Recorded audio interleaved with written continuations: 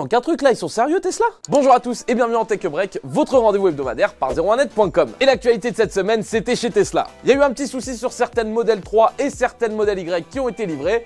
Il manquait un petit truc. Certains acheteurs ont eu le plaisir de trouver des trous à la place des ports USB type C. C'est chiant, surtout pour une voiture à 60 000 balles. Ça s'est fait savoir tout simplement parce qu'il y a des acheteurs de Tesla sur internet qui ont voulu recharger leur téléphone et il y avait juste un trou quoi. Le souci viendrait de l'immense pénurie de composants qui touche globalement toutes les entreprises tech. Alors ça peut arriver, hein. Le souci c'est juste que Tesla n'a rien dit ni avant la commande, ni pendant, ni maintenant. Alors Tesla aurait quand même prévenu certains clients qui pouvaient programmer un rendez-vous pour se faire installer les ports USB. Alors rassurez-vous, évidemment, Tesla est une grosse entreprise, donc il y a eu un geste commercial qui a été fait pour les clients.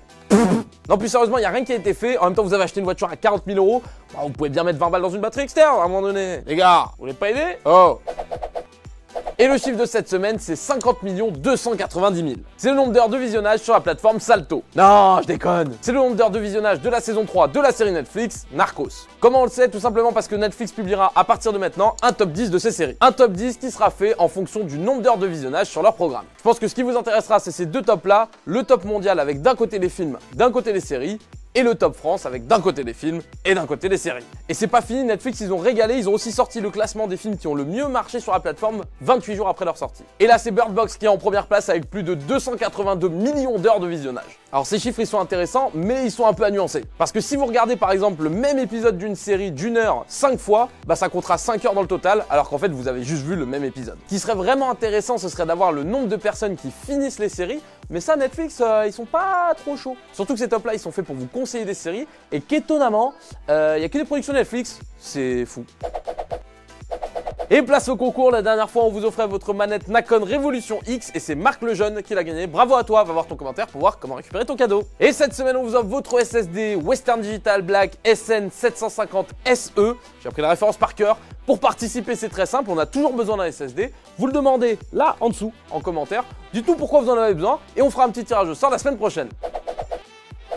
Et dans la catégorie la voiture qui fera l'année 2022, le gagnant est...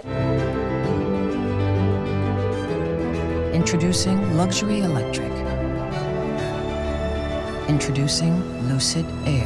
Et c'était la Lucid Air, bravo à elle, les autres n'ont rien pu faire. La Lucid Air, vous en avez sûrement jamais entendu parler, mais c'est une voiture électrique haut de gamme. Elle a été élue voiture de l'année 2022 par le magazine Motor Trend, qui est une référence dans l'automobile. Pourquoi elle a gagné? Pour son design et plein d'autres choses, mais surtout pour son autonomie qui est assez folle. 836,86 km. C'est énorme, sachez qu'à titre de comparaison, la Tesla qui a la plus grosse autonomie n'a que 650 km. En plus d'aller loin, elle bombarde un petit peu puisqu'elle a l'équivalent de 1100 chevaux sous le capot. L'intérêt pour la voiture, il est là puisque l'action en bourse de Lucid a fait tout simplement 1 x 2 en un mois. Si jamais cette voiture vous intéresse, sachez qu'elle est disponible pour seulement 70 000 $, prix de départ.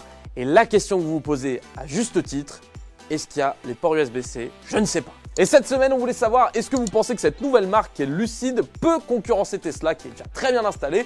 Dites-nous tout ça en commentaire, justifiez votre réponse et on en sélectionnera 2 la semaine prochaine. Et c'est la fin de cet épisode, merci à tous de l'avoir suivi. Comme d'hab, si vous a plu, vous connaissez la chanson, petit pouce bleu, petit commentaire, petit abonnement avec la cloche pour rater aucune vidéo. Et moi, je vous donne rendez-vous ici la semaine prochaine. Salut!